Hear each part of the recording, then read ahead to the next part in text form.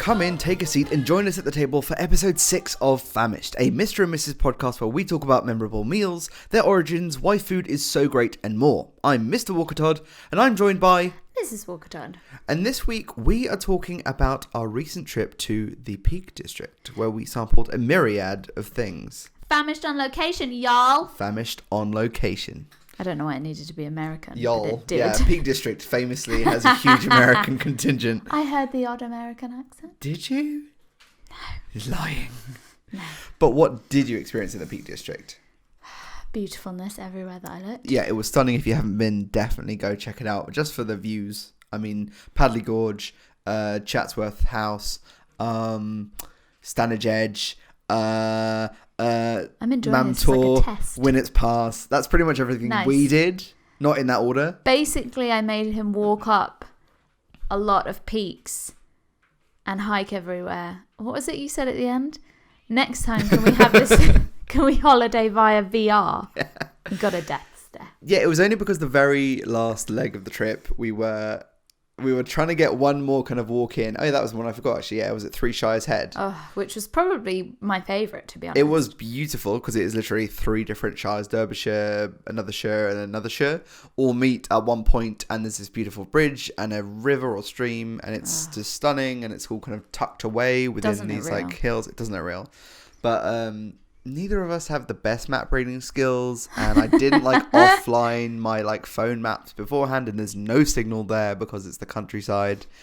And so it took a little bit longer to get back than planned, to the point where the sun set. The sun was setting, and I was like, oh, and then have a 4-hour drive. Oh God, it was fine. We made it back. It's just so we could bring you this hot and fresh episode of Famished. That's the only reason we're back, and we survived. But yes, the Peak District was beautiful. The food was, I would say, interesting. Interesting. It was a myriad. Different. We had a myriad of culinary experiences whilst we were there. Some positive, some less positive. Before we went, what did you have a mindset, or what were you expecting to find food-wise in the Peak District? A seriously good roast dinner. Yeah. Next level roast dinner. Some sort of bread, something. Yes. Bread pudding or bread. Some sort of bread. Just bread. I feel like north. Yeah. And I feel like that's the north. They're all about carbs. Yeah, I was expecting good potatoes and gravy. Yeah. Again, kind of as part potatoes, of a roast. Yorkshires. Yes, Yorkshire pudding's a big one. Bread pudding or bread sandwiches or bread whatever. Good roast meats, roast beef particularly, and roast lamb. Yeah. The reason I say bread is because whenever I go to Tynemouth... How often do you go to Tynemouth? Quite a fair bit. Really? Not anymore now. Oh. My friend's parents had a place up there, so we'd go and visit. Oh, you did years ago? I literally went last year. Yeah, I know. Before that. And they serve stotty, which is a kind of northern bread roll, really. I mean, that undersells it, but... So in my head, I associate bread with the north. And they serve it with fish and chips, which blew my mind. Anyway, that's not the point. So your expectation was carb heavy, but in the best way. Carb heavy, delicious, warm, cozy pubs. Yes. A fire. Yeah, I don't think red wine. I don't think it was just what food we were expecting, but the food culture. Pie. How could I not have said pie? Pie, obviously. Pie and mash. Pie with gravy. Pie with potatoes. This is all savoury pie. Sweet pie, not really a thing I associate with that part of the world. And obviously, staying down the road from Bakewell, some good pudding. Yeah, Bakewell is tarts. Literally on the south edge of the Peak District. Bakewell, the place where the tart is from. And lots of sort of roasted meats. I would say, that was sort of my expectation. Just out of 10, how much were your expectations fulfilled culinarily? And we can get into the why. Out of 10, just a rough, quick straw poll. 5. Ooh. What about you? Because I think you went in with the same expectations. Yeah, to be fair, 5, maybe 6. Certain meals definitely brought up for me. There's definitely highlights of the cuisine that we had there, the food that we had there. But it was, I think the main thing, and we can get into this more, is we kind of had to go out of our way to find the food we were expecting to find everywhere. I think I expected to just like walk into a really cute pub everywhere that we went and have a delicious roast meal or sort of delicious kind of hearty, like, I don't know, pheasant or pigeon. Quail. Are we naming and shaming in this episode? Or are we just saying we had really good food here, but we also had really bad food in this town or Let's something? see how heated we get. Yeah, sure. How angry are we? There was definitely a moment at the dinner table whilst we were away where I was like, what is this? So, with everything said, was there anything that you were like, yes, this is what I wanted, this nailed it? Was it a particular like piece of food on the plate, or a particular meal, or a particular dish, or a particular restaurant? I'd say the Social, which was a recommendation from a pub owner. Yeah, it was funny. We had a drink in. We went to a pub, it looked like a pretty standard pub menu, but they just didn't have a booking at the right time for us. So he was just like, well, yeah, don't go here instead. Yeah, he was really good with like foodie recommendations. Yeah. And he recommended a place called The Social, which is a really like small little establishment in Hathersage. Yeah, the Hathersage Social. And you can't miss it. Hathersage is basically one street with 3 roads coming off it. It's run by 2 blokes, a chef and a businessman. And Hathersage is also where Little John is supposedly buried, of Robin Hood fame. Yes, it is. Fun local Hathersage facts. I hope there are more of those. There are so many more. There are literally no more. And Sorry, yes, run by 2 guys. They do like a supper club. We were trying to gauge from their like menu and their kind of the little artwork on their menu, but it looks like it's a chef and a business guy. Yeah. The 2 people who have kind of set this up. Yeah. And they do a set menu where you get like a choice for your starter, a choice for your main, choice for your dessert, 3 each, which I thought was quite good.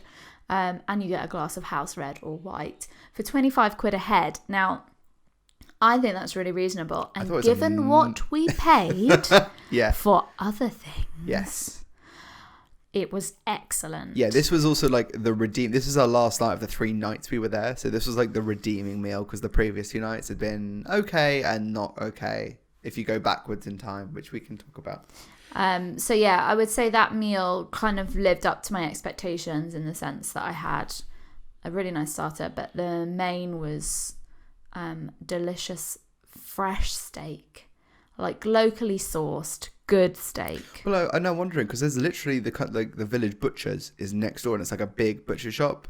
I wonder whether they're just sourcing it from next door. I mean, probably. If not, there's and a bajillion. Next door are probably sourcing it from the field up the road. Yeah, I mean, we walked past several farms that were like, And triple cut chips, which, let's be real, everyone loves, and some béarnaise sauce, which was delicious. I mean, yeah, it was all the components were like on point. The chips were basically like each chip was a quarter of a potato. We couldn't finish it, and that's unusual. Yeah. The starters were good too. It was just, some nice like quality small tomatoes, olive oil, drizzled over some ciabatta.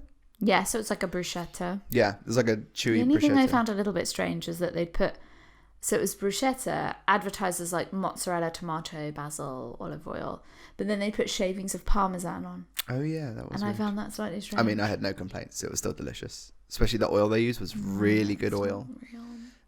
Anyway, whatever. And then the pudding steak was on point. Next level. Did we have different puddings? I can't remember now. What did we do? Yeah, we did, because you had your bicarby. Oh yes, situation. Yeah, I liked the pudding, but it was a bit weird. And I'll You explain kept why. saying, "Oh no, okay." You can say it's I fine. had a bread and butter pudding. Now, bread and butter pudding is not normally Either of us my would choose go-to, that. but I'm No. like, you're into North, so North. have bread and butter pudding. And it was served with a butterscotch sauce, which was basically butter, and it was just heaven. I don't know why I got like cheesy smells from it. You got really weird about it. I feel like you just were in a weird place But it tasted with your pudding you wanted to shit on mine. It still tasted incredible. Like, it sounds weird when I say that, but it was so good. To Todd, it was so buttery that you just felt It was like the butter was like, I guess the clarified butter was so intense, but honestly, it's definitely the best bread and butter pudding I've ever had. It's basically like it had been boiled in butter. And then you had some like crispy bits on the top, and then you had this delicious That's what I was sauce expecting from the north or the Midlands. Like, that's what I was expecting. That was what I was expecting, and I was expecting it everywhere. But that quality was not everywhere. No. And then other highlight would definitely be eating at the old original bakery shop in Bakewell. Oh, yes. Can I just touch back on my dessert? Oh, sorry. Sorry, I know you're excited to cover everywhere we ate. I got too excited. That's all right. There was a lot of good food.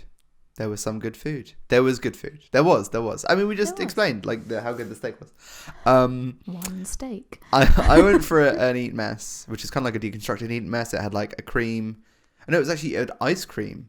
Vanilla ice cream or just cream ice cream? Yeah, so again, it was like the whole sort of Parmesan mozzarella situation in the starter. Why is there ice cream in my eaten mess? This should be I thought it tasted good. Anyway, it was a cream ice cream base with some pretty standard, just white. They could have been short bought meringues, but they're still good. Really amazing sorbet on top. Really, really, really good sorbet. Freshly made, that was good. Proper sorbet. And then they had raspberries and strawberries in there as well. With the stems on, which I thought was a bit weird, but fine. But they also layered a huge piece of what was definitely homemade honeycomb, which in itself was delicious and was fresh and that was great. But if you've ever made honeycomb, and it took we have. Yeah, which we have. It took me ages to figure out what was going on. Todd kept turning to me and saying, "Can you just taste this? This fruit tastes. Is it fizzy?" You know when fruit starts to go bad and it tastes fizzy, and you're like, oh no, like it's still kind of sweet. Because initially I hadn't tasted that. The first few like mouthfuls, it was fine and it was delicious. And then the fruit went fizzy. And I was like, oh God, they've used like off fruit in here. Then I figured it out. I'm pretty sure it was that the bicarb from the honeycomb, which has that kind of like sour tang, whatever to it, had gotten onto the fruit in the bowl and made it like fizzy. But yeah, maybe if you're listening, Hathersage Social, maybe put the honeycomb on the side. Or if you order this because you're there, or you're around that way and you go try it out, definitely order it. It's delicious. But maybe take the honeycomb off straight away and then just enjoy that as a separate little biscuit sort of thing. Because everyone wants to deconstruct their food before they eat it. I mean, it was already deconstructed, so. But the steak, the whole meal was well worth it for the steak alone. The steak was well good. Because the steak was incredible. It had so much flavour, like a level you don't readily get. Also, even some of the finest steak restaurants in London. Yeah, very low fat content. Also, they nailed we both had it medium rare, and they nailed that. It was perfect the whole way through. And it didn't really go cool. I don't know how they did that. And it didn't bleed a lot. Like, it was still really pink. Like, it was perfect. Can we talk about the ambience in the restaurant? Yes. It was very different. It definitely wasn't a country pub. Like, that venue was... No. If anything, it looked like, and this might sound a bit offensive, but it sounded like a rented, converted office space. When you were inside it, yeah. From the outside, it looked a little bit pubby. Yeah, like a kind of barn or something. It looked quite nice. Yeah, and then inside, we went upstairs into sort of like a loft space. Yeah, it's quite nice when you walk in, you can see the kitchen with the chefs working away.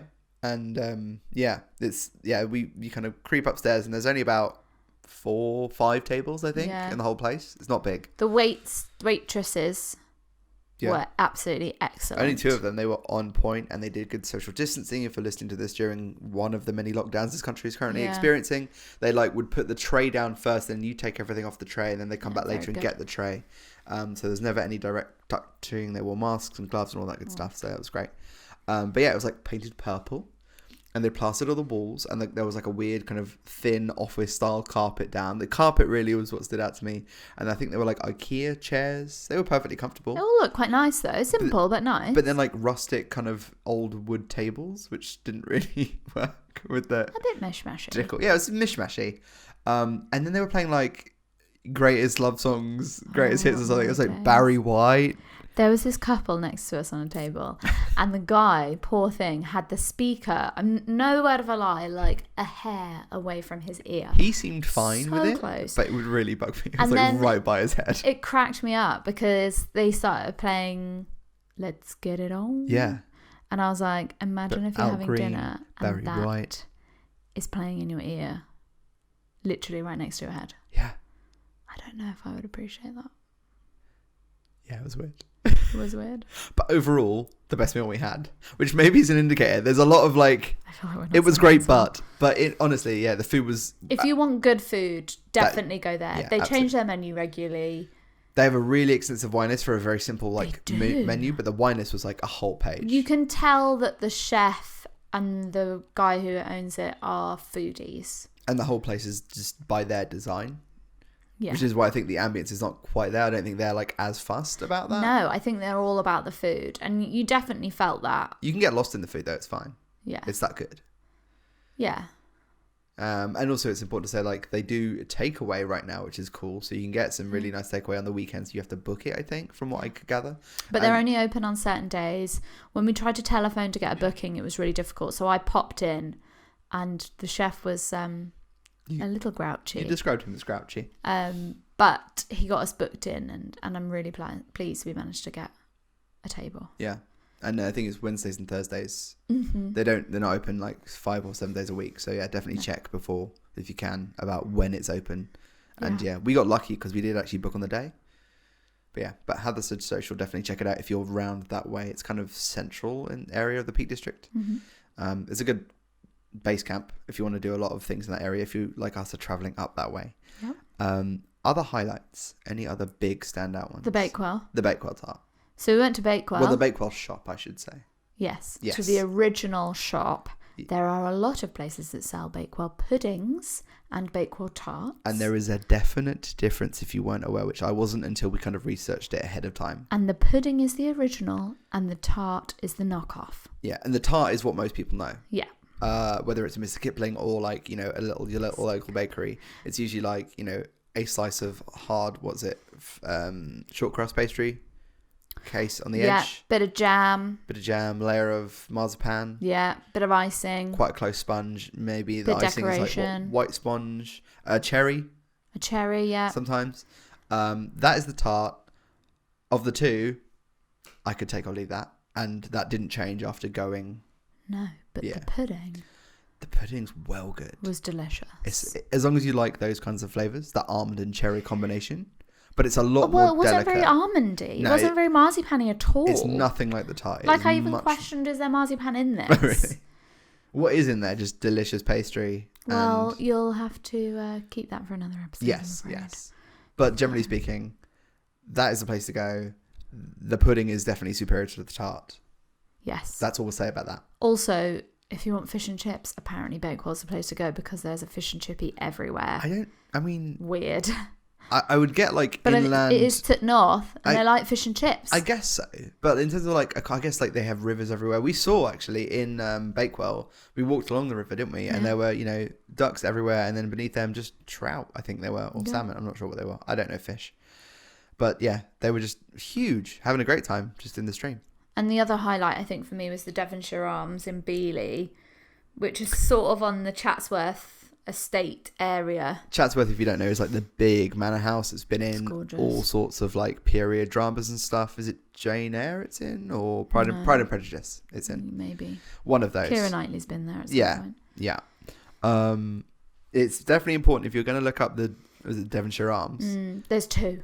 There's more than two. There are actually loads. I think those two are twinned. Yeah, so there's the Devonshire Arms in Beeley, and then there's the Devonshire Arms in Pilsley, which are sister pubs. Both, I think, equally. Yeah, I don't think you'd good. But the menus were different. They're only about they're less than 20 minutes apart driving, but yeah, the menus are different. What did you have? Because this was our last meal. So I went again because we'd really done our homework on this one. I went with the expectation it was going to be a really cozy pub, and I was going to have that whole sort of, I don't know, I'm in the holiday having a cozy pub experience with red wine and a delicious roast dinner and some really nice pudding. And the reality was closer to it, and it was still it was good food. I think I was a little bit nervous because we'd eaten at the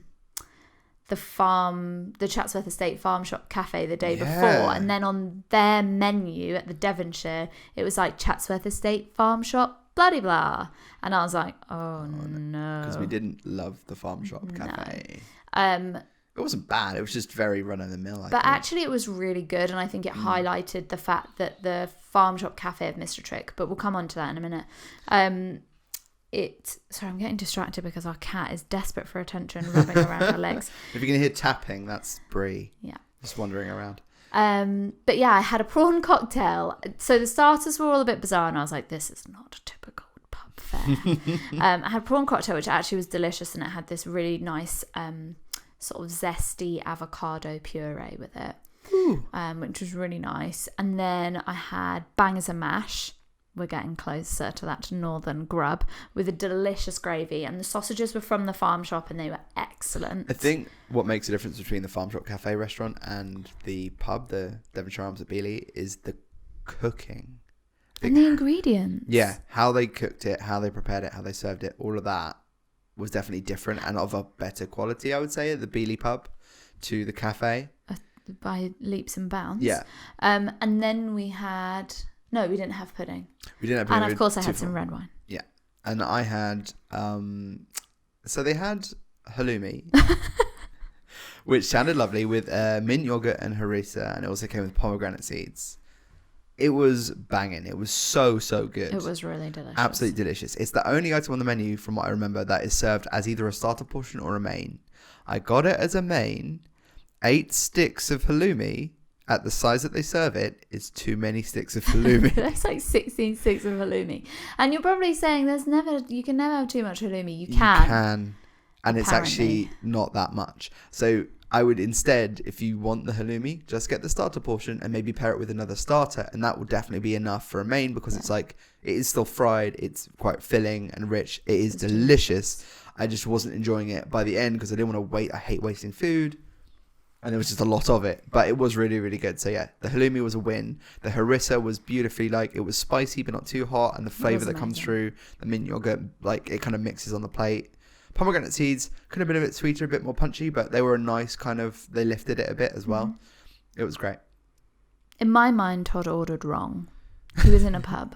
I was going to get a burger. I'd already had like 2 burgers previously, and that burger was like your mash. It was the farm shop, Chatsworth farm shop burger, which I'd incidentally had the day before. So I couldn't have the same burger twice, even if it was going to be a superior preparation. I think if you had have ordered it at the Devonshire Arms, it would have been far superior. That would have been the better place to have it. Yeah. Had I not had that previous experience, I totally would have ordered that. And I'm sure it would have been great. So we've mentioned the farm shop cafe. So I'd read online like loads of reviews being like, if you're going to go to Chatsworth Estate, don't bother eating in the restaurants there. Drive like 6 minutes down the road and go to their Chatsworth Farm Shop Cafe and have lunch there. They do really good fresh food. They use ingredients from the farm shop itself. It's great. You're literally back onto a field of cows, which is lovely because the cows run around. The setting was lovely and the cafe was really pretty. Yeah, it was a good cafe. The food, we did get there really late. So we had a late lunch at like sort of 3:30. Yeah. It wasn't busy. So in fairness, at 4 p.m. just to give you that can affect food. Sure. In my opinion, it shouldn't, but it can. And then you ordered a burger and I ordered a roast dinner because I was like, it's Yorkshire time. I feel like it's going to be good here. A farm shop cafe from like the most famous estate in the land. It was bad. I think at the time you were just disappointed. I think now you've had time to reflect. You're like, no, it was really genuinely considering bad. There was no one else there. Yeah. What was served to me had definitely been sat under a heat lamp for a long time. Because, you know, when the beef gets that like weird kind of dry, crispy edge. Yeah, and it looked a bit grey. It was too grey. Yeah, there was no pinkness, nothing. Mm-mm. The Yorkshire pudding was okay. It was much more like bread. It was a weird consistency for a Yorkshire. There's no crispiness. And is that just the Midland style? I don't know. Maybe. The gravy had gone really thick and in parts on the plate had got a skin on it. But I was horrified. The vegetables was what really tipped me over the edge. I mean, they'd been boiled. They were dead. They were dead veg. They were dead. But I was like, you back onto a farm shop. Yeah. With the most beautiful produce in all the land. I mean, what is that on my plate? What is this?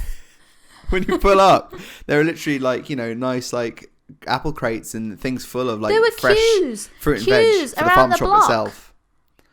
Yeah, it was. It was a letdown. You did get some extra gravy. You needed some extra gravy. I needed some extra gravy, partly because I was like, I want some fresh gravy. It wasn't fresh. The horseradish, delicious. Yeah, weirdly, they got random things really right, but most of it wasn't. But probably because it came out of a nice jar from the farm shop. Yeah. But I just was like, guys. Step your game up. Come on. Especially as they had like a whole display of cakes and puddings. Which actually looked all right. I massively regretted not just having a piece of cake. Yeah, that would have been fine for us. I think that would have been way better. The burger I had was really nice. Like the flavouring was good. The flavouring was seasoning, very good. Great herbs. But again, like garlicky. Yeah, really garlicky. Garlic. But like the Yorkshire pud, the consistency was a little bit too close. I like a bit of a kind of rougher patty. It feels more homemade. This was really, really close, which is a bit weird. It kind of breaks apart it feels more processed as a result. Even if it isn't, it just like you just over minced it, I guess. Yeah. But beyond that, the brioche bun was fine, but it was a cheap brioche bun, I think. Yeah. When you're next to a farm shop again, they have freshly baked bread and things. I would expect like a fresh made brioche bun. Yeah. That's not. And we could chalk some of it up to like, the challenges of handling a restaurant in COVID, but yeah, because they're not as busy and like the turnover's not as high. So I do understand that, and I think there does need to be a level. And I'm glad that we can support establishments by going there and having a meal. But at the same time, it makes me annoyed if what they serve me is poop. You ate the poopy. You ate the poopy, and your chips were anemic. Yeah, the chips were anemic. They were the best. Until coleslaw, which was not homemade by the looks of it. Yeah, that was whatever. Salad. Yeah, the salad was alright, but it was just salad. Yeah, but that's not hard to get. It gave me mad onion breath. Oh my goodness, he brushed his teeth. So the next day he was still oniony, and you brush your teeth like 4 times. Yeah, it was bad. Beast. I don't know why. Just red onion just sticks in my breath like super glue. So yeah, we'd done a lot of walking. Yeah. So it hit the spot in terms of a hearty meal. I think if you'd ordered more like a freshly made sandwich, you would have got a better situation. Yeah. And maybe go during the lunchtime rush. But we had partly avoided that because, for instance, when we were up at the Chatsworth estate house itself, we went into one of the cafes and said, oh, they didn't have any room. And we said, oh, we think we might go to the farm shop. And they were like, oh, make sure you maybe sort of like leave it a little bit because they're really get busy. Yeah. Why? I think people just assume it's going to be good, so it's busy based on that assumption. But the reviews online are brilliant, but we'll come to that again later. Another thing we should say, if you are around that way and you're going to go visit Chatsworth House and you're a foodie, the grounds are incredible. The garden, I arguably thought the gardens, I should say, were arguably more impressive than the house, and the house is pretty impressive. They have a kitchen garden. And it is the most amazing garden if you are into that sort of thing. It is A, the biggest I've seen, and B, it is in constant production. Like it's incredible. It still feels like a very kind of hand catered for. It's not like art like. And a lot of that produce goes to the farm shop. And yet, in the transition, not onto my plate. Yes. But the kitchen garden was phenomenal. I've seen quite a few kitchen gardens in my time. My mum and I absolutely love to go to manor houses all around the world. Mm-hmm. And it was good. It was very good. Definitely want to go back. But if you are a foodie, when you come out of the shop and you're in the garden at the Chatsworth estate, there's a little sort of cafe, very, very small, by one of the gates. And if you go in there and you get yourself a hog roast sausage roll, you can't sit down. The dream. You can't sit down. It's literally we only couldn't sit down because it was raining, so they hadn't put all the chairs out. Oh really? Yeah. Oh okay, cool. That was the only reason. Oh, fair enough. Yeah, it's just like they have like prepackaged sandwiches and like drinks that you'll recognise, but then they also have some what look like homemade or like locally made sausage rolls. Really nice sausage rolls of different flavours. They're out on the side. And initially, when I ordered it, I was like, I really hope that they heat it up. And then they instantly produced a hot hog roast sausage roll. And it was nice. Like the pastry was flaky. Delicious. I think we should do an episode on sausage rolls, like 100%. In its own right. But love a sausage roll. Yeah. So yeah, they're definitely there. And they also have like a little shop, which I thought was a really clever idea. So obviously you can take your own picnic. But oh yeah, they have a picnic shop. They have a picnic shop. We didn't do that because it was wet and also because we thought the farm shop was going to be amazing. And they do like really beautifully wrapped sandwiches, sort of in like paper, and of course you can get like champagne and and you can go fancy with it, and they cater to that if you have the money. And the grounds are stunning, so there's loads of picnic spots. And both you and I said we could easily spend a day in the grounds, let alone the house. Yeah, for sure, would go back for sure. I know it's like if we would go if we were to go back, I would definitely be happy to go back to Chatsworth, mainly for those grounds and to have a picnic in the sunshine, because it was kind of, raining on and off, which is why the farm shop made a lot of sense as well to us at the time. Little did we know. So, if we were to go again, what would we do differently? Or what would we do the same? I think really this question is best answered by you. Like, you did a lot of the research on the way out because I was driving. And in fairness, I didn't do the same level of food research that I usually would. I think, so whenever we go away, we have 2 Google Map lists. Yes. We have one, which is all the places we want to go to, and we have one, which is all the food places we want to go to. The one I always see is like the Porto food, Porto not food. That's the one in my maps. We take this shit seriously. And our friends will often ask us for food recommendations when they're going away. And if it's somewhere that we've been, then we're like, we'll send them the food list. Go here, go here, go here. So we take that seriously. We didn't do that for this trip. It's a short trip. Short trip. Well, that doesn't really affect it. But in my head, I was like, gorgeous pubs. It's going to be fine. Yeah. Not all country pubs are created equal. No. And interestingly, we had a friend over yesterday who grew up in Titnorth. And she was like, yeah, that's definitely the case. Like, she was not surprised by this. So I think more research. Now, Todd usually will Google and go off Google reviews. Yeah, so I was mainly using the Google scores. Yeah. So, the more reviews there are and the higher they are based on the larger number of reviews, I would take that as okay, this is a good place. But that's not a good metric, especially for this part of the world, it would seem. And to be honest, for me, my personal preference would always be to go off either sort of food blogs, travel blogs, or Instagram stuff. Because you're fancy. Yeah. If you try to search on Instagram for a Peak District's sort of foodie account, doesn't exist, which really should have been a telling sign, because that is what I did do.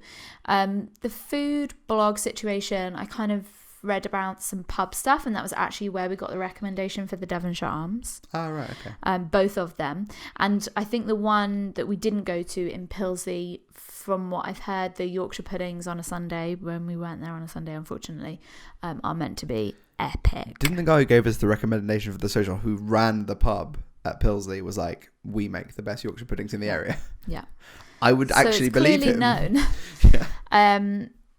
So usually I would kind of go off blogs. The reason I steer clear of Google, even though Google is what makes the world go round, really, is because a lot of tourists... It's too general. A lot of tourists will rate the food that they got. And I'm not saying that tourists don't know what they're talking about in terms of food, but you are talking about the average Joe and what they think that food is like. Well, also, I think a lot of people... Not a foodie. People go to that region not for the food, but for the landscape and to hike it. Yes, and so they don't mind when they get served a mediocre roast dinner. Because if it's hot and Whereas they are cold... I just walked miles with the thought in my head that at the end I'm going to get an amazing roast dinner. Like a treat. Yeah, and so when it doesn't happen, it's very upsetting. Yeah, especially when one of them, probably the worst meal we had was also one of the most expensive. Yeah, which surprisingly was on the so. First night, we went to a pub, again, good reviews, really good reviews. Yeah, I don't usually go, I'm not usually surprised. Like, I feel I'm a pretty good judge at what to expect from the cost of a meal, but that one was way more expensive than I was expecting. I feel like they did the bill wrong or something. It just didn't sound right. So that was the Scotsman's pack in Hathersage. So reviews online are excellent. It's really cute inside. Like, it's definitely old school pub. Yeah. None of the fires were on. I mean, part of the issue is, again, COVID. So most people actually sat outside, even though it was really cold. They had the doors open. Yeah. I can imagine if it was like a normal day, a normal evening, and it was like packed with people, really loud and raucous and like cozy as well. The fires were on. Roaring. And it's like really hot. And I think it would have been great. But under the effects of COVID, it is not the place to go. And again... And it cost too much. I got a pie and mash with gravy. I felt a bit funny that day, so I didn't want anything too heavy or rich. So a pie was the answer. Least rich we could find. But again, it'd been sat under a heat lamp for ages, like that crispy meat on the outside. The middle of the pie was quite dry, so you definitely needed the gravy. Because the pub was quite cold, it all got quite cold quite quickly. And you had a burger. Yeah. with some onion rings and some chips on the side. Chips are anemic. The burger was very good because it had that smoked cheese in it. Burger was really good. That was arguably the best nice. burger. I was so annoyed. You know, and you have that like serious food envy because whoever you're with has ordered better than you have. Devastating. Just confidence in your orders. That's the key. So yeah, I think that was, considering it was our first dinner. Yeah. Disappointing. But our hotel, we also had dinner there, the George. Their restaurant was really good. And their food was really good. And they did have a pie on the menu, but I didn't have it because I felt scarred from the first experience. But we did have other food that was really delicious. We ordered 4 starters and we both misread or mistook what a crevette was. Yeah. We both thought, we just had croquettes in our head. Like, yeah. I thought it was a cheesy thing. So we were meant to have 2 starters each, and that was our meal. Ellie ended up having 3 starters because it was just big old prawns. I mean, I feel like I won in this situation. I did not want that. So my main dish was a starter, but it was actually really filling and delicious, but maybe a tough one to just have on its own. Okay. Usually I'd be best shared on the table, which was a Wagyu beef.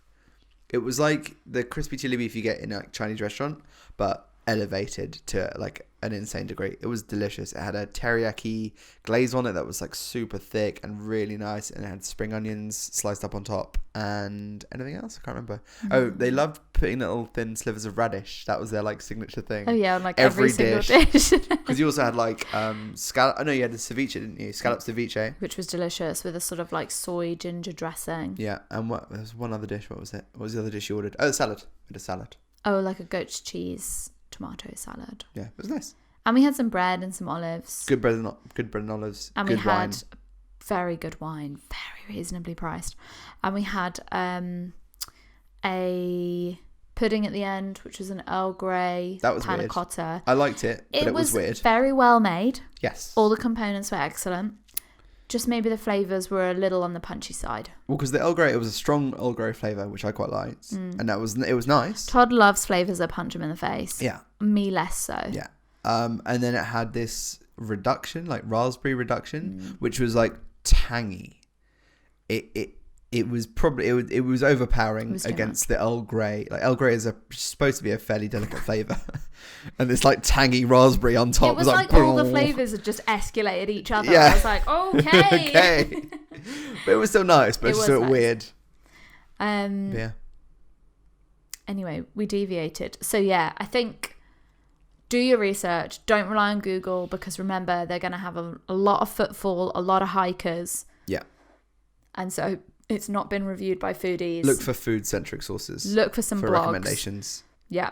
And kind of go from there. And, you know, check out the Devonshire Arms, check out the Social, and check out the Devonshire Arms sister pub in Peasy. And, of course, the old original Bakewell pudding shop. In Bakewell. Yeah. But yeah, that's the Peak District. That was our experience. I think we didn't really go north. There's a lot north. There's a lot further southwest where like Thor's Cave is. We didn't do that. Yeah. Who knows what culinary delights lurk in the woods? That's very true. Yes, maybe not just in the woods like Hansel and Gretel, but you know what I mean. But yeah, I think overall it was a great place to go visit. But you just need to do your research about the food to get it right. Yes. To avoid any of the disappointment that we did kind of brush up against. Yes. But yeah, the steak was amazing. Chatsworth House was amazing. The garden was amazing at Chatsworth House. That sausage roll was good. That sausage roll was good. That sausage roll saved you. You were not you were angry. I got real hangry at the time. It was hangry. It fixed it. It fixed everything. Very aggressive. And then we found the kitchen garden, and it was all everything. Everything was right with the world everything again. was fixed. But yes, overall, check it out. Yeah, we'll put some stuff on our Insta. We'll put up some photos of some of the food we ate, and tag some of the places we went. We'll put that in the comments section under this. Dabbling with doing maybe a short episode specifically on Bakewell. Yep. And Bakewell tarts and puddings. So stay tuned for that if it's not already up on our various feeds on Twitter, on Instagram at Famished Family, on YouTube. Just search for Famished Podcast. And type in any of the previous episodes if you want to find it in video form if you're listening to this on the audio medium. We always link everything through our Insta and our Twitter, so you can find it there. Yeah, and I think that's it. So with that, I've been Mr. Walker Todd. And I've been Mrs. Walker Todd. Thanks for joining us at the Famished table. And don't forget, always leave room for more.